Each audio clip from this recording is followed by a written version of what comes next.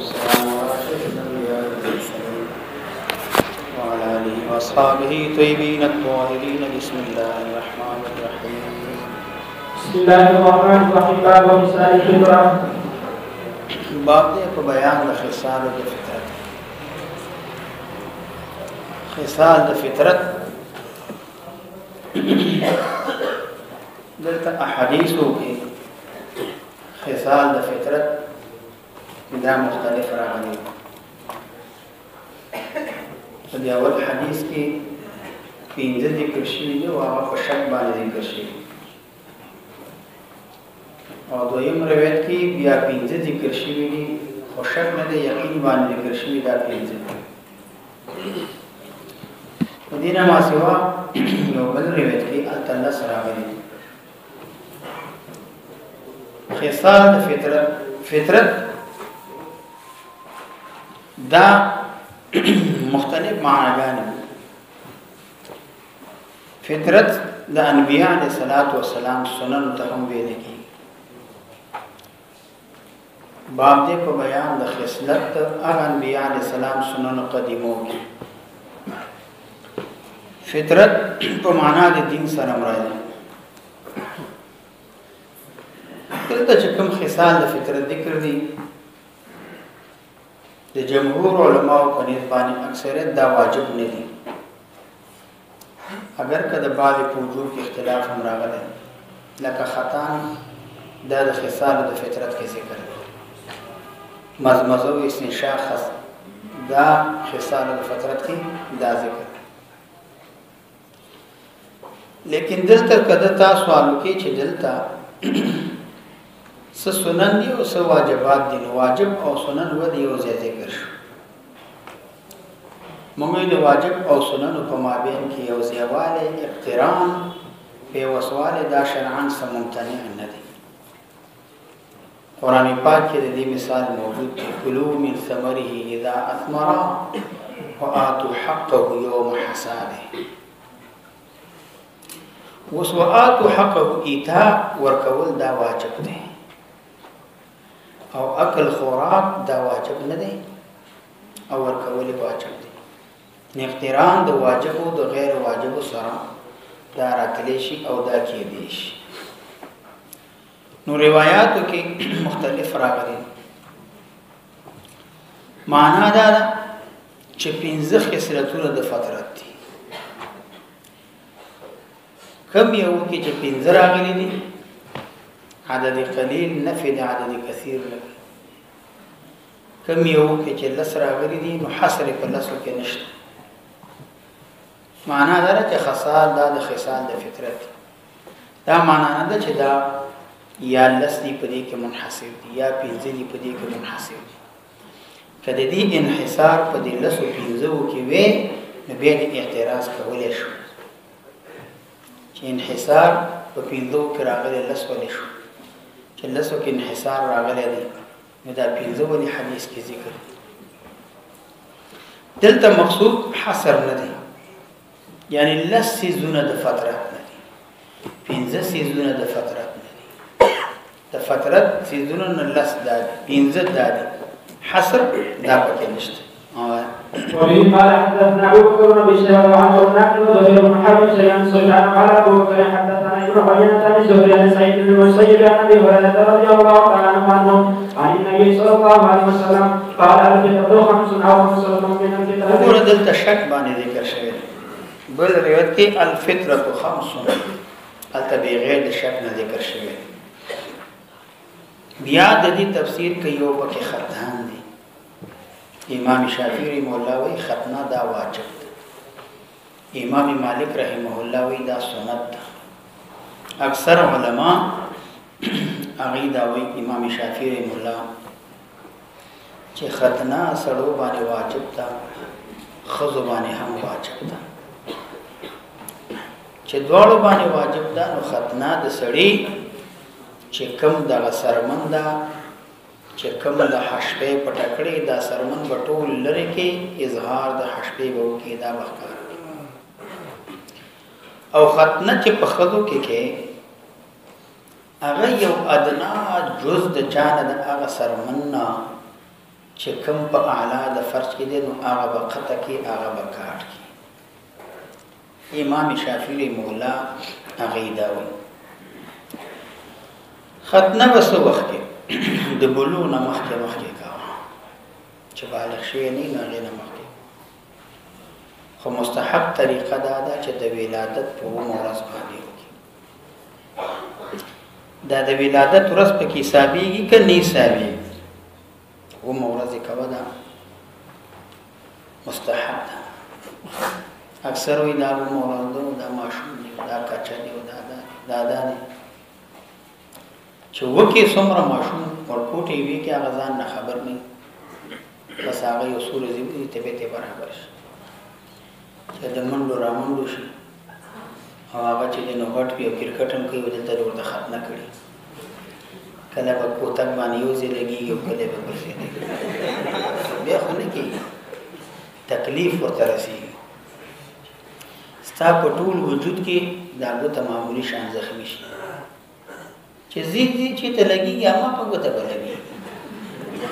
چې لګېږي هماغه ځای به لګېږي. هغې وجه دا ده چې نور ځای ولګېږي تا ته خو تاوان نه کوي که نه، چې دا ځای ولګېږي ته دا ګوته بیا ولګي لا خو لور لوي. دقسې چې کوم دا غټ ماشومان وي نو تجربه دا ده همیشه دپاره ګوره په دې بلانې وینه روانې چې ته خوږ شوې یو ځای ولګېږي بل ځای ولګي. چې ماشوم وي مستحب هم دا ده نو هغه ډېر په ارام باندې نو ښه خبره دا ده چې دا وکړي په 9 ورځ د چا باندې د ولادت باندې. هغې نه بعد که درنه پاتې شو نو بیا ډېر غټېدلو ته یې مه پرېږده، غټېدلو ته مه پرېږده، د بلوغ نه مخکې دا وکړه.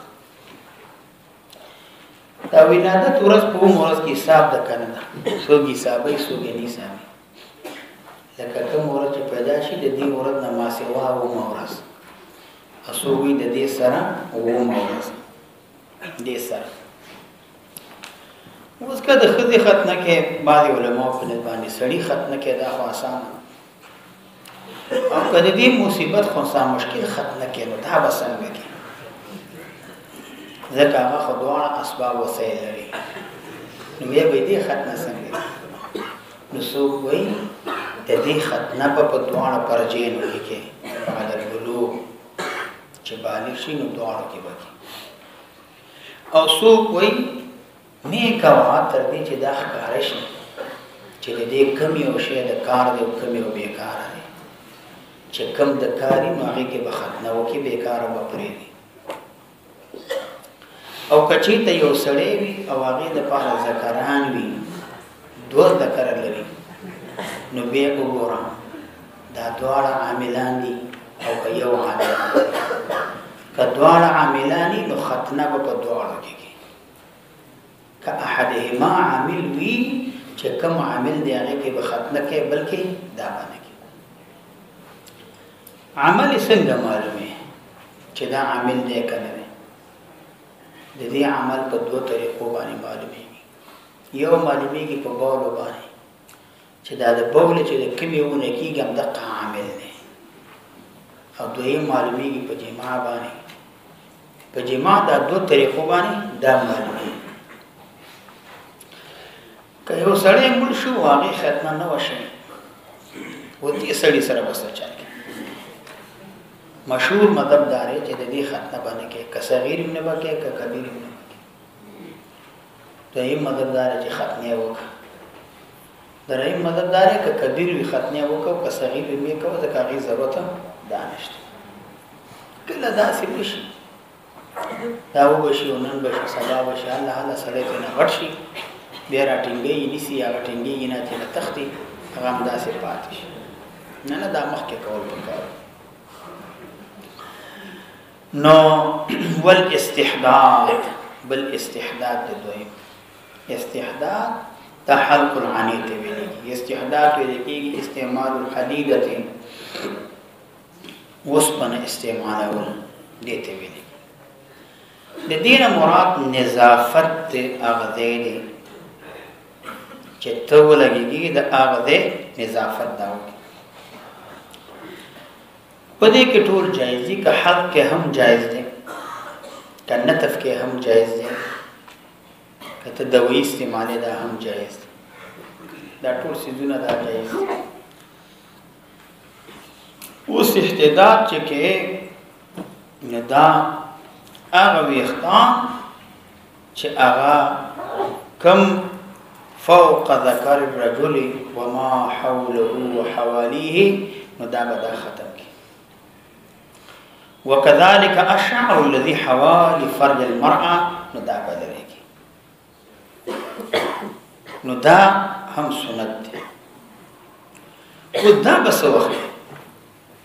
کله چې حاجت پیښ شو کله ضرورت پیښ شو نو دا به تا ته حاجت او ضرورت دا معلومي خو همدارنګه دي کې څه خاص تعین دانشته دي انس رضی الله عنه یو حدیث راغلی پیغمبر علیه الصلاۃ والسلام وی د بریتانو په کاټ کولو کې او تقریم الاسفار نبت الابد حلق الحانه کې نبی رسول الله الله نترک اکثر من 40 ليله سلوی شپونه غړي نه کړی دا یا اخري حد دی سلوی خونه اخر نه پرې ده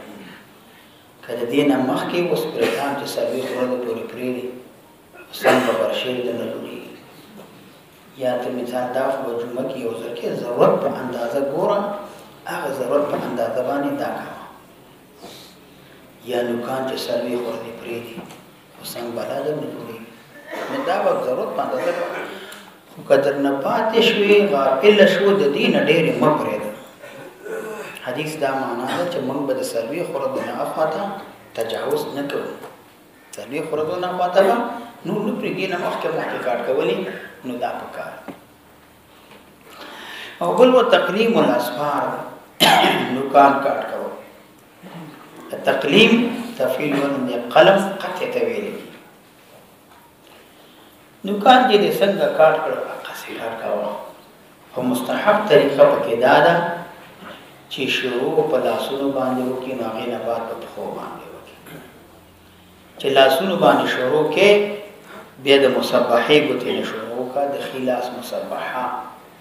مسبحه به وسطا هغه نه بعد به بن سره هغه نه بعد به خن سره به ابهام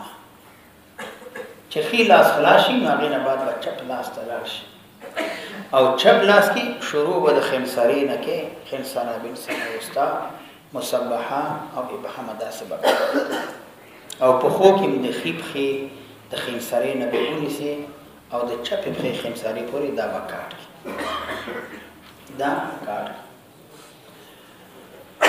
بل سلورم نطف الابت نطف د ابت تلته نطف ذکر کوي اشاره دي ته کوي چې تخربون ویختان مستحب ده چې دا وباسي و چې دا وباسي نطف پکې افضل دی او چې صوفي باندې عادت کنت په نشه کولای تی حلق د وې استعمال دا ټول جایز نو دیو جنا یونس بن عبد العلاوي امام شافعي رحمه الله سنت ورغلم واغي سره یو کس ناس ته د دې ایبت حلق کوله کله ولې ورته نو چې زی ولې نه مونږ پوښو نو معنا دا چې دې خو نطف افضل له توس لګیاوي حلق کوي ما خبرې نه مخکې جواب را تراک ما ته علمت ان السنه النطف ما ته پته سنت مستحب دا چې دې کې نطف خو خبره دا ده چې زه په باندې عادت نه ما نو دا چې نو قوي په باندې نه ما دا راته درد تکلیف دی راته نو د دې وجه نه حق ته مې شروع کړی که یو سړی د اول نزان عادت کی په دې باندې هغه ته مشکل نه لکه باندې سړی ګیره عادتي مثال یا غش کولی عادتي یا داسې ګوتې کې وایي عادتي نو ګیره دې غټې دي نشي نو مسله هغه بعض سړی عادت دی چې ګیره داسې وروړي فکر نه مطالعه کوي سبق ته ناسي داسې وکړي چې خلنه کومې ځکه هم د کاټ کې ټول او غاښونه که څومره پسې په ګیره کې کار کوي ځکه دا ګیره ځکه شانته ده ویښتم ګډه یا دې کې خلاص نورې غټ ملا وي طالب وي او ګوري ګیره بچی جنو کمي دا ولې بس د عادت سبق ته ناس ګیره نه پری دا څه کته د تخرګونو ځان عادت ک چې کله وزګاردلی او بهر کا غزل اندکینی ډډه وای او د تخلص او د تخلص ځان دی عادت کنه دې په باندې هیڅ مشکل نه وي وسړی چې عادت نه نو ډیره ګرانه او چې ځان دې په عادت کنه به د لوی دی نشي چې سره پورته کړل تا به تر تاسوست بیا دې دې نشي نو نطف الابد دارنګ انزم وقص الشارب قص الشارب تاسو شاربه کوم شروع په خي طرف باندې وکا هغه کوم ستافه خلک په خپل کاټ کې او قبل چا باندې کاټ کې دا جایز و چې کاټ کې نو څومره به کاټ کې چې ستاده شونډې دا ته نه ښکار شي او دارنګه بعض علماوی ولا يخفي من اصله د بیخه بالکل دا نه او چې کوم روایتو کې احف الشوارب راځي احف الشوارب معنا دا د احف ما طال على الشفتين ندی وجنه حلق کسره کې دا خلاف الاولاد شونډې ښکارا کا شونډې یا پسیره دومره کاټ کا چې شونډې ښکارا شي چې باندې چې څومره کاټ کول شي کاټ او حلق جایز ده ناروا نه ده او خلاف الاولاد چې باندې چې څومره کاټ کول شي مشکل دا پکې نشته نو دې کې قص الشارب که خپل کې هم کول شي که خپل نه کې بل چا باندې کې نو هم کول شي مشکل پکې نشته او چې کوم لوی شي ستاده شونډې پکې پټي وي دا ناروا ده مخکې ویلو یو دا بریتان دی خواته پر خودی دی ته سوالتین دي کې مشکل نشته دا جایز دی خو سوالتین باندې لوی نه چې به لوی کې بعد خبي تلاس نه لیتا وي دا ناروا ده لکه دا زبانه لوی کې دي کې پروا نشته خپل د شونډو باندې ویختان چې راوي شي شونډې پټې کې دا ناروا ویختان باندې څه کومځي نه د سره کومت کخکته چې کوم شونډې دې پټې نه هغه ته کاټ کا برکه یې هیڅ پروا نشته او یا چې ټول واخلې شونډې ته ښکارا کې هم صحیح او حل خلاف الاولاد او وبه قال حدثنا ابو طالب حكمة بن هشام قال اخبرني ابن وهب قال اخبرني يونس عن ابن شهاب عن سعيد بن المسيب عن ابي هريره رضي الله تعالى عنه عن رسول الله صلى الله عليه وسلم انه قال البدع خمس على الختان والاستعداد وقص الشارب والتقليم والاسفل والسليمه وبه قال حدثنا يحيى بن يحيى وقتيبة بن سعيد كلاهما عن جابر قال يحيى عن جابر بن سليمان عن ابي عمران الجهني عن انس بن مالك قال قال انس وقت النبي قص الشارب والتقليم الاسفل ونتف الابل وتوحد دعا النبي ان لا تتوقع اكثر من 40 ليله دا اخري حد تاسو ویل چې دینه به اخوانه پرې د دینه مخکې چې کله ضرورت وي نو ضرورت په بنا باندې وبه قال حدثنا محمد بن مسلم قال حدثنا يحيى عن ابن سعيد وقال حدثنا ابن نمير قال حدثنا ابي جامع عن عبيد الله بن عبد بن عمر رضي الله تعالى عنه عن النبي صلى الله عليه وسلم قال اوفوا الشوارب وعفوا اللحى اوفوا الشوارب لرکی بریتان ولا بریتان کټ کې لرکی وعفوا اللحى عفوا کې ګیرول انفاء اللحيه دا معنا توقير د ګیری عزت د ګیره د ګیره عزت دا چې ګیره پرې ده ګیره ته سمو دا د ګیره عزت او بریتان کاټ باندې خلک ګیره نه بریتان کاټي دا صراحتا د دې حدیث خلاف نه بریتان کاټ کوا ګیره عفق د ګیره توقیر او د ګیره عزت او کنه معنا دا ده ګیره کاټ کې ګیره وهي نه پردي دا د ګیره بې عزتي ده خو اوس چې ګیره ته پردي په ګیره کې یو څو څیزونه هغه داسې دي چې دا مکروه دي یو ګیره تورول یو سړی امیر نه دی مجاهد نه دی د مجاهد نه ماسوا مسلمانانو امیر جهاد امیر ګیره تورول شي دینه ما سوا بل سړی ګیره نشي تورول دا دوه خو والیم نشي تورول هغه یې دوه ښځې چې څوک وکړي بیا هغه به ګیره توروي نشي تورولی مکروه ډېر سخت وعید په دې کې راغلی دویم د دې ګیرې چې دی نو زیړ رنګ ورته ګیرې ته ورکړي او دې دپاره ورکړي چې اکثر خلک پخوا چې و نو هغوی به ګیرې ته زیړ رنګ به ورکړي او زعفران وغیره نو تم دې دپاره ورکړي چې هغې سره مشابه شي خل راته وایي چې دا صالح نیک سړی دی نو دا مکروه دی دریم کراهیت پکې دا دی چې ګیره داسې اسباب وسایل استعمالوي چې ګیره سپینې چې مړه ګیره دې تورې موټر کې هم څوک ځای نه درکوي عزت دې هم نه وي او په روټۍ کې هم کته سر کې ناست راځه ګیره کې زر زر سپینه کړه چې خلک دې عزت کوي اکرام کوي دا مکروه دی دا به نه کوي دا چې خلک یې څه دپاره کوي یا دې دپاره کوي چې مشري راته حواله شي ځکه چې خلک د قوم د دې خلکو مشري سپین ږیرو ته ورکړي جرګې به کوو مرکې به کوو خلک به مې تعظیم کوي او همدارنګه دې دپاره کې دا مکروه څلورم مکروه پکې ویستل دي یا د دې حلق دی چې یا یې کله کې او یا یې وباسه او پنځم سپین ویښته چې ویني هغه وباسي په ږیره کې دا هم ناروا دی چې هغه سپین ویښته په ږیره کې ویني دا وباسي دا هم ناروا دی او شپږم دا ږیره داسې دي لحاظ نه ساتي چې دا سنت ده بس داسې ږیره جوړه کړي چې ښه برابره قبضې لحاظ نه ساتي سب کې یو طاق کې چې هر طرف نه ټول کاټ کې ښه برابره داسې کول دا هم مکروه دی دا مکروه اووم په ږیره کې زیادت کول او نقصان کول مثلا صدغین ویښته دي دا پکې را حساب کې بچا کې په ږیره کې زیادت وکړي دې ته عذارا وایي دا ویښته چې په ږیره کې حساب یا همدارنګه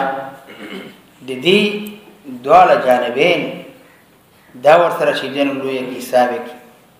او یا خپله ږیره وي او هغې کې دې طرف نه کاټ کړي دې طرف نه کاټ کړي نرۍ ږیره پرېږدي نقصان پکې وکړي دا دواړه نه چې کوم ږیره ده نو هغه به برحال په خپل ځای باندې دا پرېږدي او اتم د ږیرې ګمنځول برابروي چې ته صفا برابر ساتي تصنع کې د خلکو د ویرې د وجې او نهم